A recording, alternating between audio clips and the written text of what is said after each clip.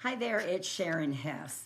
I wanted to talk to you today for just a minute about a lot of times if we're like a nice person, particularly people who are like heart-centered entrepreneurs or, like really working their self-improvement, they have a hard time when they're working with a team of how to get them to be productive if they're not like doing what they need to do. So I wanted to address a couple of things that you can do. I actually wrote it down, so I don't forget anything. Okay, so the first thing is to be clear, not just nice. A lot of times, being nice doesn't mean avoiding the difficult conversations. Productive teams know exactly what is expected of them and what their success looks like. And, clarity is the kindest thing that you can do as a leader.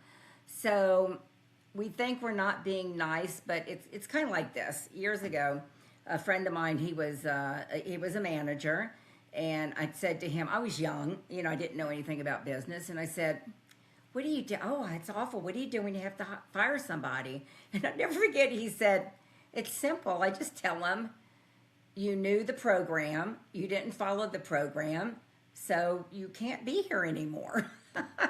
And that's kind of a simplistic way of putting it, but he was right. But you have to be certain that they do know the program, meaning, do they know what's expected of them?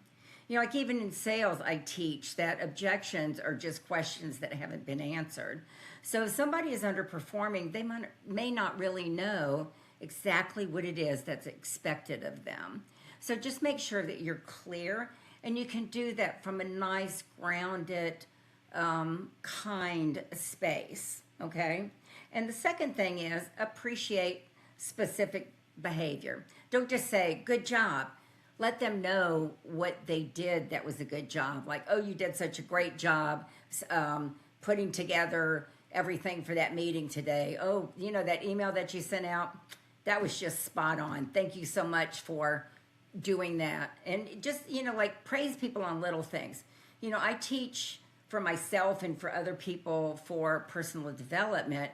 Compliment yourself when you get something done. Oh, I got that email done. Oof. Thank you, good. It's like we're always feeding ourselves negativity, so we need to just pay attention to the little things, but it's the same thing for you as a leader, manager, whatever, even if you're just working with vendors, to be gracious enough to point out what it is that you're thanking them for. And then the third tip is address problems early.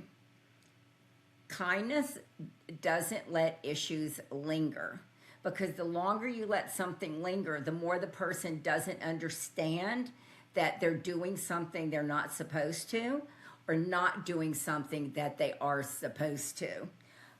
When problems are addressed respectfully and promptly, then trust grows, not resentment.